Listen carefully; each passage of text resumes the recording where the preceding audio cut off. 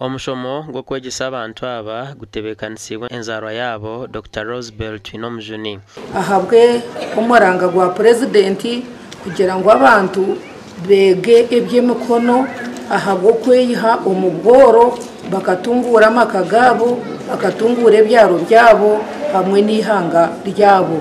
ogashabere government okikaha muntu wa burijo oineho ka skill ekamwegiso kukakoresa okwetungura nintero umuranga government niwe nkanye nko muntu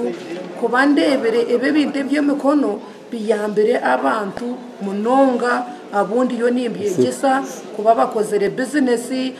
bahira abana school fees abo kushomesa abana babo bamwe ombatendekirwe basimira omwana wabo Rosebel okubatebekanisiza ati government kutwera ahabo kuba ebyo kozesa tubyine tubantetago kubago kozesa sabuni kugira ngo tweza kugiteka tugishukemo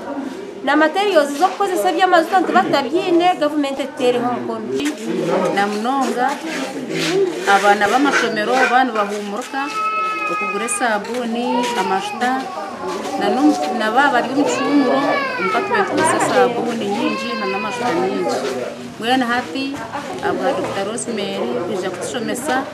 twaza kwekora sabuni buri omwe otendekirwe atahire n'amajuta go kwesiga kandi begisibwe ngu no bwakubone emitwaro 5 no 5 ko kwekoresa gasha kwa mai kwa twakiri